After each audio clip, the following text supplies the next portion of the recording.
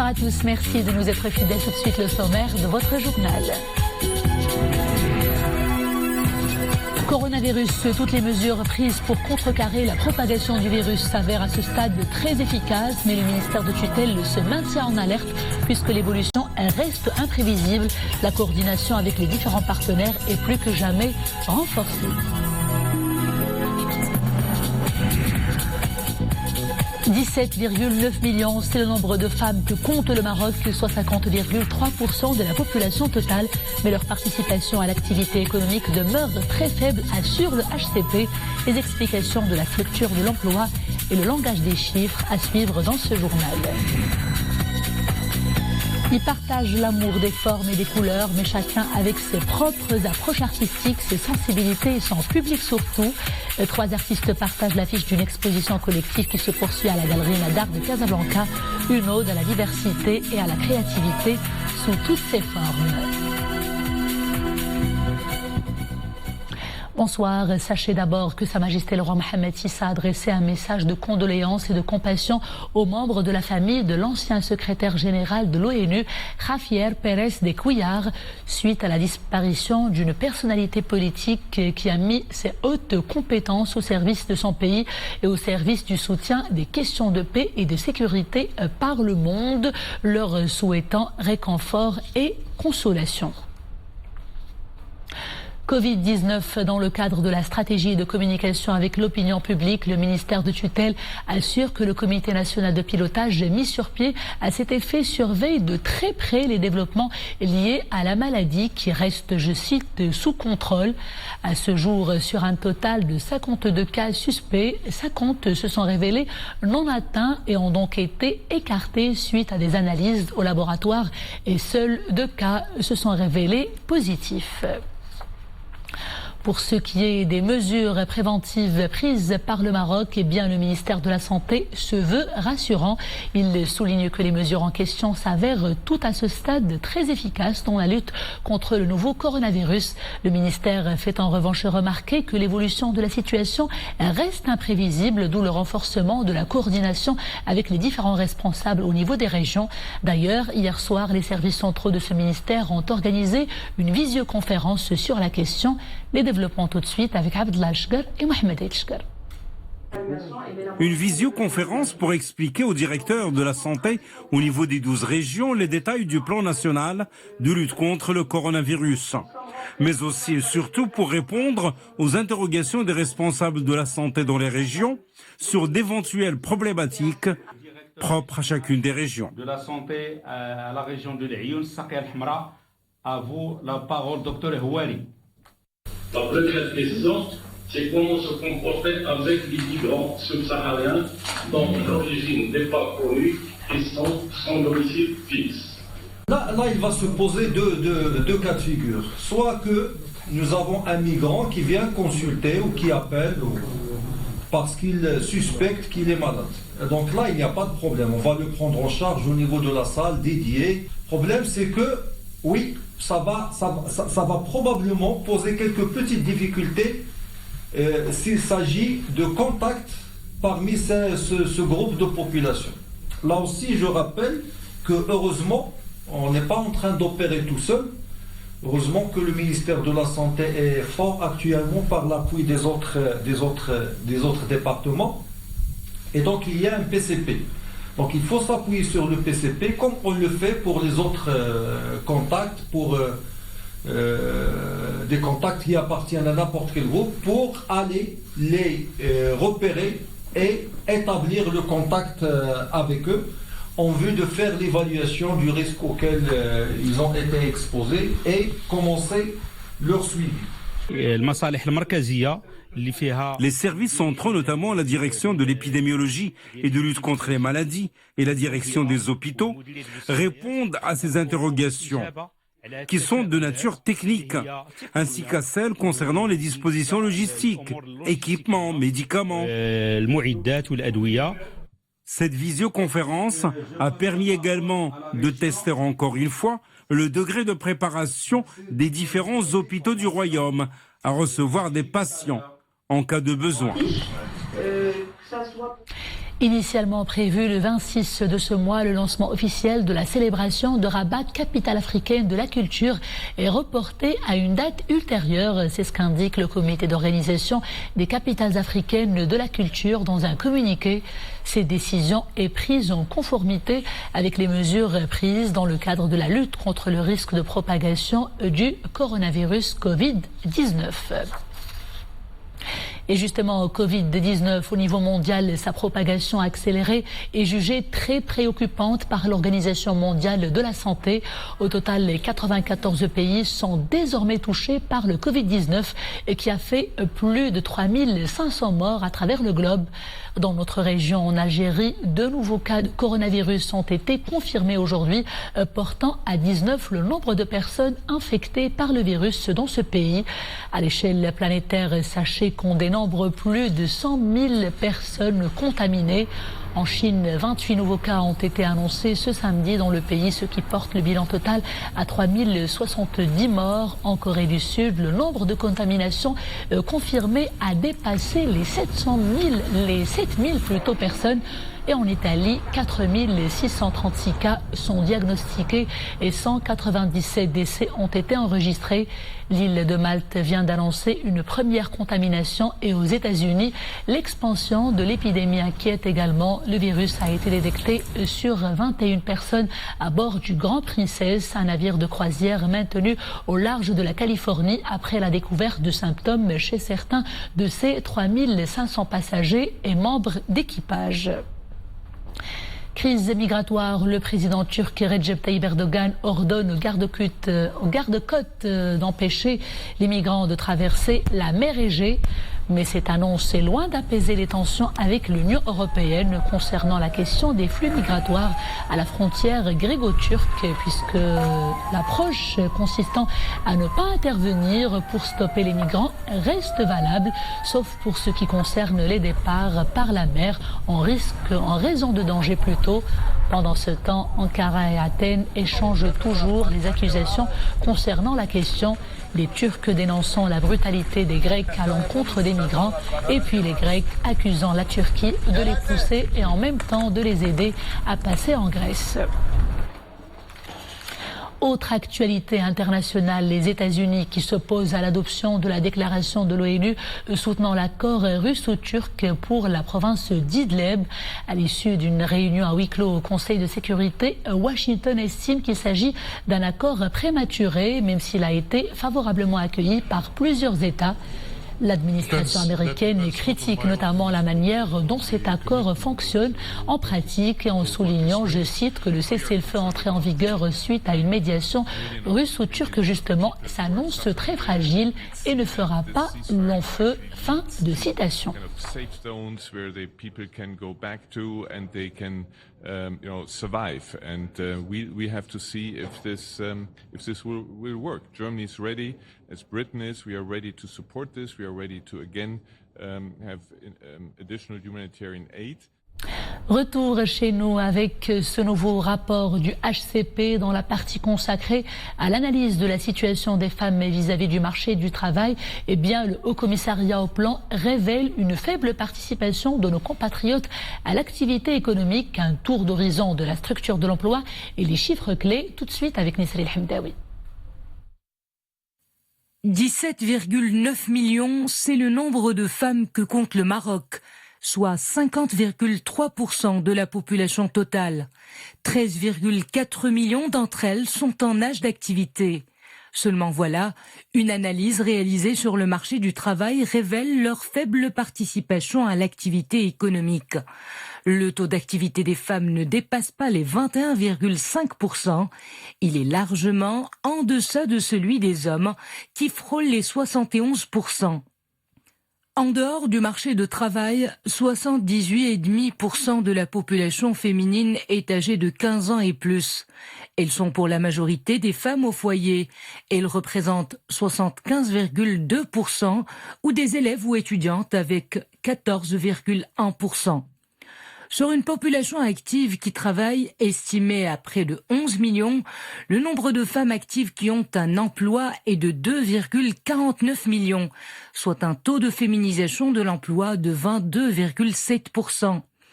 Le taux d'emploi des femmes est de 18,6% contre 65,5% parmi les hommes. Ce taux est plus élevé en milieu rural, avec 26,3%, comparé au milieu urbain qui ne dépasse pas les 14,5%. Le taux d'emploi des femmes est plus élevé parmi les divorcés, avec 38,6%, et les célibataires avec 19,3%. Les femmes actives qui travaillent sont relativement jeunes. 36,2% sont âgées de moins de 35 ans. Elles sont également moins qualifiées puisque plus de 6 femmes en emploi sur 10 n'ont aucun diplôme, contre 53,8% pour les hommes.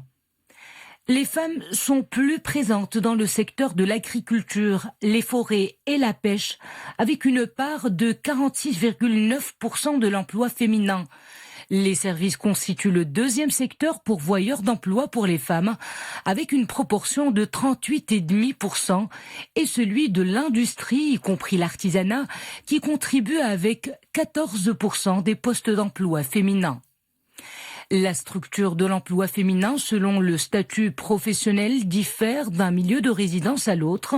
En milieu rural, les femmes sont principalement des aides familiales ou des indépendantes, alors qu'en milieu urbain, plus de 8 femmes actives occupées sur 10 sont des salariés et 12,2% des indépendantes.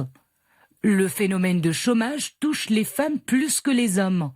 13,5% chez les femmes et 7,8% chez les hommes. Dans les villes, le taux de chômage des femmes est plus que le double de celui des hommes. Nos jeunes porteurs de projets, une volonté d'acier de concrétiser le rêve et de contribuer au développement économique de notre pays.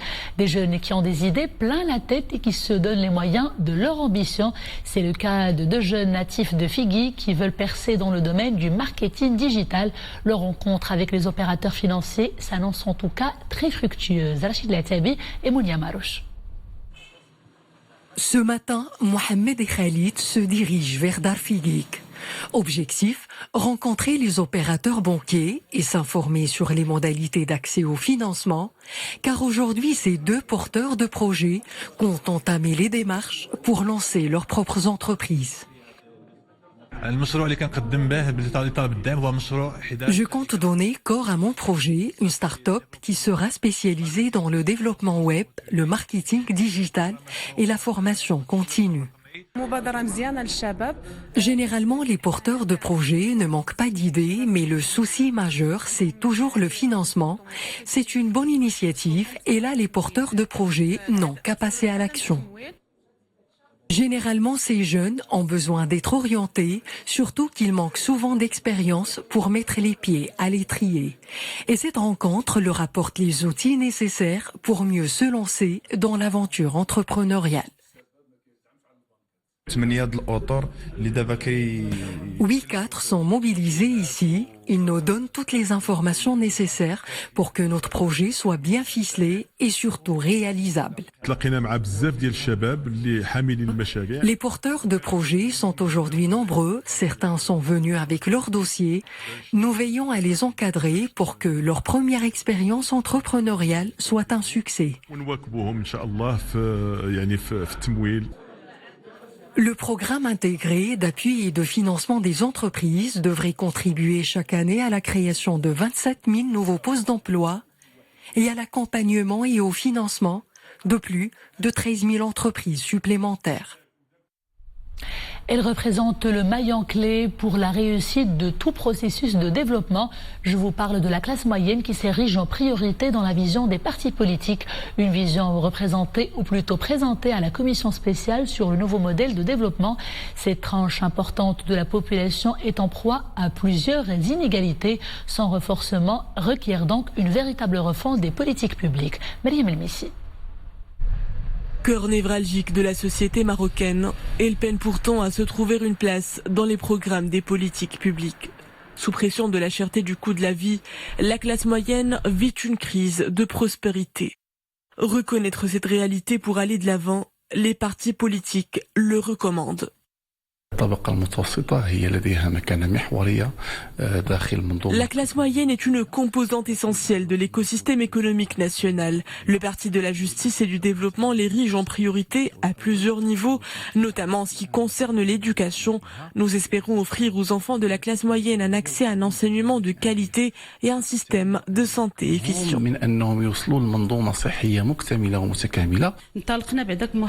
3 principes de base guident notre action: équité, responsabilité et cohésion sociale. Pour être en phase avec ces fondements, nous avons identifié 3 défis à relever au service de la classe moyenne. Il s'agit d'abord de favoriser l'emploi en tant que locomotive de développement social, encourager l'accélération industrielle, puis enfin accompagner ces tranches moyennes de la société en milieu rural. Les recommandations sont unanimes. Elles insistent toutes sur la nécessité d'assurer un enseignement de qualité et un accès digne à des services de santé d'un bon niveau. Éducation et santé, 2 secteurs affichant des défaillances auxquelles se heurte cette couche moyenne, soit plus de la moitié de la population marocaine. Le parti Authenticité et Modernité suggère un renforcement de cette frange sociale qui a fortement rétréci en nombre au cours des dernières années.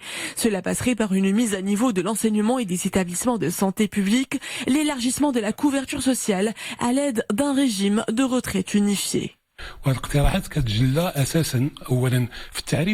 Nous préconisons une identification exacte de cette classe moyenne avant de procéder à son accompagnement à travers une stratégie nationale dédiée. Il s'agit d'augmenter ses revenus et donc son pouvoir d'achat en allégeant ses dépenses. Nous avons soumis à la Commission sur le nouveau modèle de développement environ 270 mesures, toutes destinées à l'amélioration des conditions des employés de santé, des enseignants, des ouvriers, des commerçants et des agriculteurs.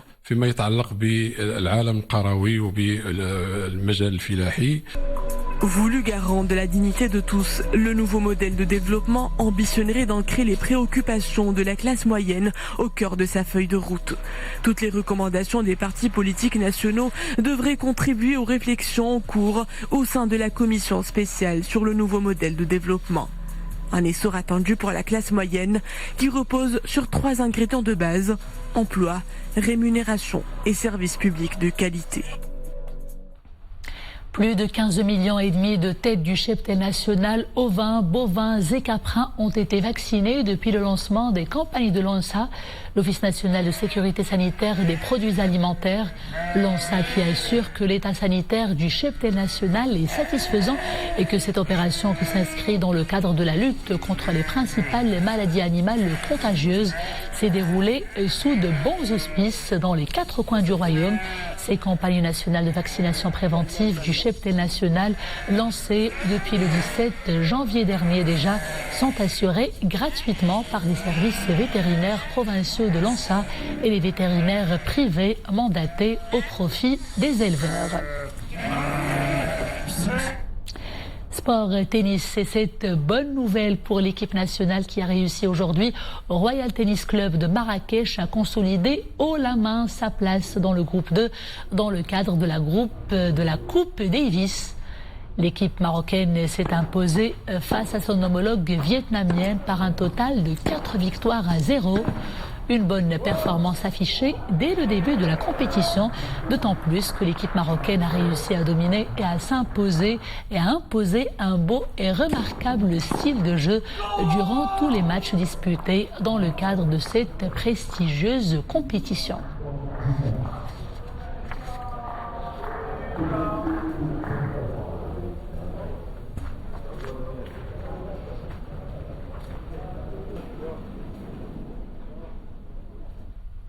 Mille bravos et félicitations à l'équipe nationale.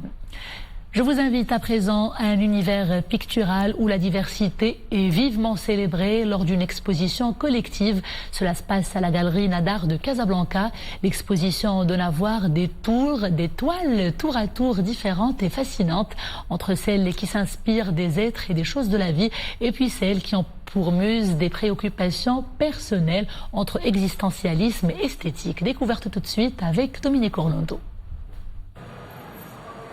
Cela fait aujourd'hui plus de 3 décennies qu'à la galerie Nadar de Casablanca, on privilégie les artistes très peu connus et souvent pas du tout exposés.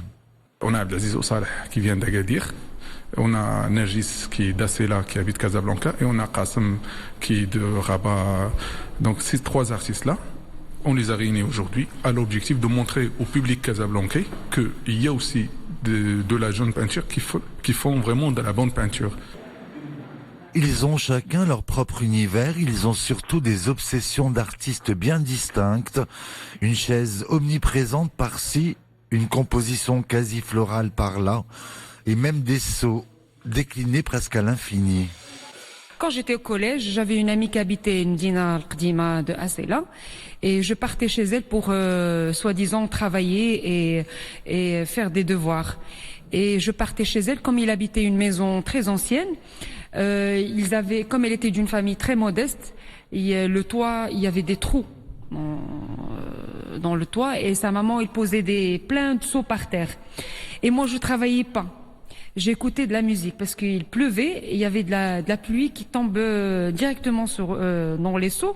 Il faisait de la musique. C'est comme des notes tac, tic, tac. بالنسبة لي أنا كنشتغل على الكرسي الأبدالي اللي من خلاله كنستخرج. Moi, je peins à partir de l'image d'une chaise qui appartenait à mon père. À travers cette chaise, je fais ressortir de multiples lectures de l'image. Je m'intéresse à ce qui se cache derrière la chaise. Il y a une autre dimension cachée par la chaise.